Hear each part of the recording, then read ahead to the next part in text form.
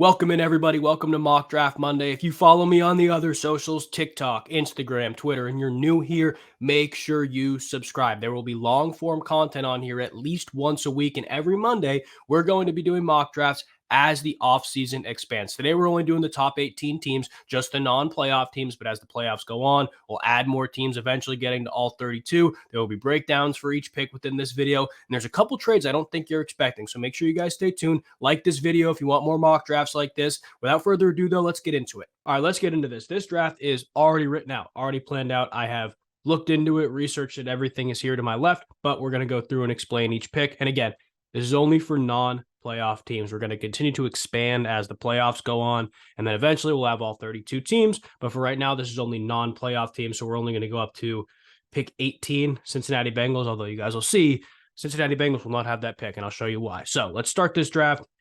The first overall pick, I know there's so much debate, and I still do go back and forth this a little bit, but the bottom line here, to me at least, is that it's much more advantageous for the Chicago Bears to take a swing at a quarterback who honestly may be better than Justin Fields the second he steps into the building. That's the reality of it. Take a swing at that type of quarterback on a rookie deal. It makes more sense to me. I think that's the direction they go. I think they trade Fields. I don't know to who. I don't know where. Not to the Atlanta Falcons, though. You'll see why soon. I think Caleb Williams is the pick here. I think it'd kind of be it's not a no-brainer, but I think it's the right pick. I think Washington very clearly too. The right pick here is Drake May.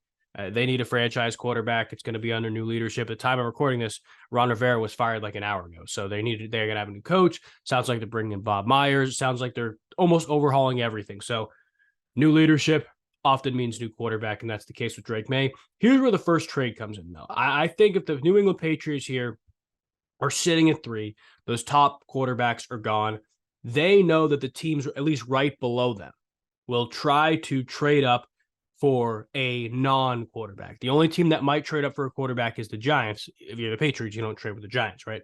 So I think the Patriots kind of loop up on an extra asset or two and actually trade with the Arizona Cardinals. Let's see. Here we go. Trade with the Arizona Cardinals. And again, this is tough. Like, trades are very nitpicky. You never know. Moving up one spot in the first round can take a lot. For all intents and purposes, I honestly think all it would take is an additional second for the Arizona Cardinals. I don't know which second it would be, but the additional second. So let's just do this. We'll offer that. So the Arizona Cardinals are now on the clock at 3. They want to trade up on the off chance that the Patriots, 1, love Marvin Harrison Jr., or 2, trade that pick again to somebody else who loves Marvin Harrison Jr., and that will be the pick here for the Arizona Cardinals. At 4, though, I think the Patriots do take their quarterback. I think they take Jaden Daniels. At 5, we have the Los Angeles Chargers. To me, there's a lot of different directions you can go. You could see their needs. Running back, receiver are the top 2. I disagree. I think if you're going to draft a running back, it's not going to be in the first round.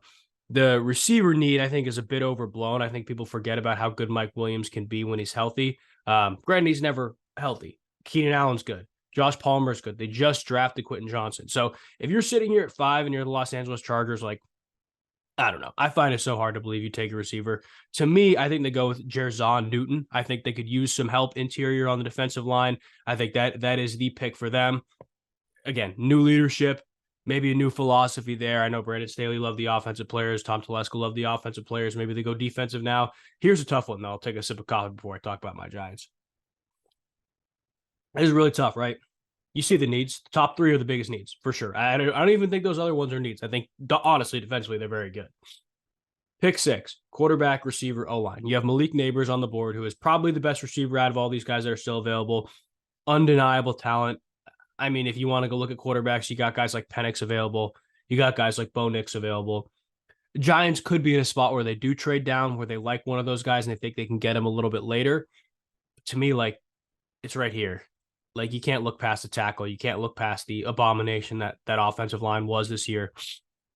I think they go Joe Alt here. I think it makes sense. I think they go tackle. And I think the Titans take a swing on Malik Neighbors. I think they give Will Levis another playmaker, especially if Derrick Henry's gone. Maybe you change the identity of that offense a little bit. Malik Neighbors is a player that can not single-handedly do that, but play a huge hand in doing that. So I think Malik Neighbors is the pick here. Now at 8, Atlanta. This is fascinating, right? Because you see the quarterback need. Do they go reach for a quarterback? I don't know if they do. Do they take one of the best edge rushers off the board. I think that's a far more likely scenario. Do they take a receiver? It's another very, very fascinating one. I mean, a guy like Rome Odunze on the board is really, really enticing. Really enticing. Here's how I think the Falcons operate, though, right? You see the players below them. You see the Bears. You see the Jets, Vikings, Broncos. Like, these guys could all use an edge rusher, right? They could all use an edge rusher. So I think what the Falcons do here, and I'll show you what they do in a few minutes. Falcons do here is take Dallas Turner. Unbelievable talent. Falcons could use an edge rusher, like fits a need. Great pick there. At 9, the Bears.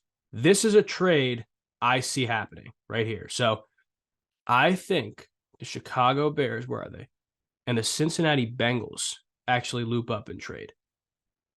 I think this is, a moderately realistic trade. I think you move up 9 spots in the first round and you basically swap mid-second to early third. I think both sides would be very happy with this. Maybe let's throw in an extra pick for the Bears. I think that would probably be better. But, I think this is a trade that makes sense. I think the Bengals right now are at a spot where they can't pay all these stars. They can't. And the reality of the situation is that T. Higgins is probably going to walk. So we trade up to 9. You have Rome Odunze available on a rookie deal. Your team's still in a Super Bowl window. I think this is a no-brainer pick. I think the Bengals take Rome Odunze. Here it's tough for the Jets. Like, obviously they want a receiver to help Aaron Rodgers. They need tackles. That's the bottom line. I think they take Olumuyiwa Fashanu. I think that is the tackle that they take. Minnesota here at 11. This is where this draft is going to get crazy, though. They trade this pick. Not to who you're thinking. They are going to trade this pick to the Atlanta Falcons. Yes, the Atlanta Falcons. I know it sounds crazy. Hear me out here, though. So it's going to be a 2025. What did I have originally? Second or first? I believe I had first. Yeah, probably first. Probably makes sense. 2025 first. And then 2 picks here for the 11th and the 108. Again, you could probably throw in a late round pick for the Vikings to even the sides out. Again, trades are very subjective. This is a trade that makes sense at least. But here's what I think the Falcons do. I don't think the Vikings have needs. I don't think the Vikings have significant needs. The biggest needs they have are interior offensive linemen.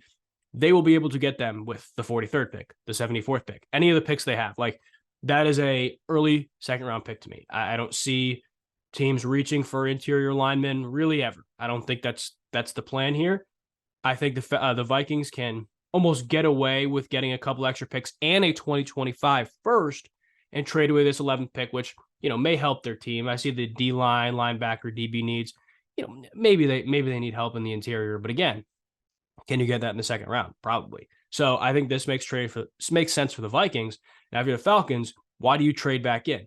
This team here, quarterback. This team here, quarterback. This team here, quarterback. Who knows what's going to happen with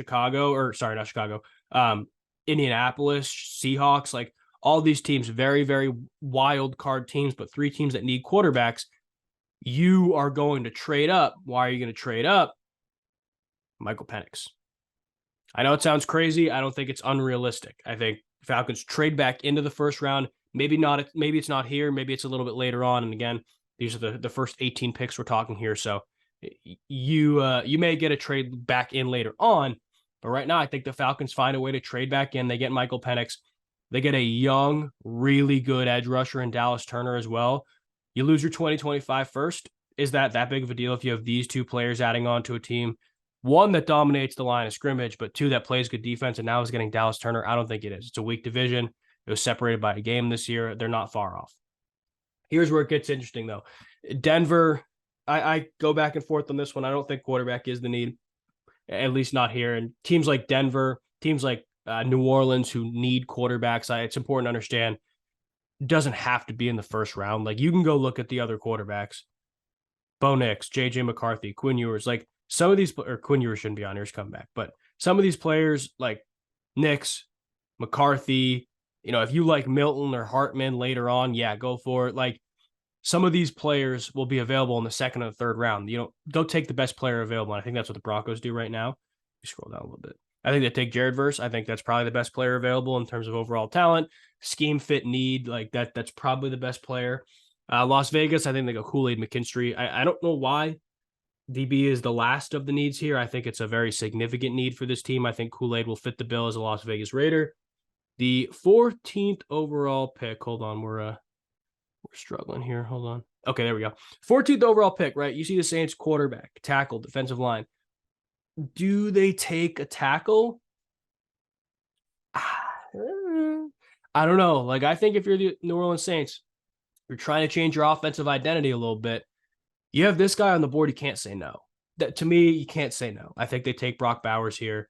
I know Juwan Johnson's a very good tight end. They're actually moderately deep at the tight end position, but Brock Bowers is like not franchise changing, but really, really talented and has the potential to be significantly better than every tight end.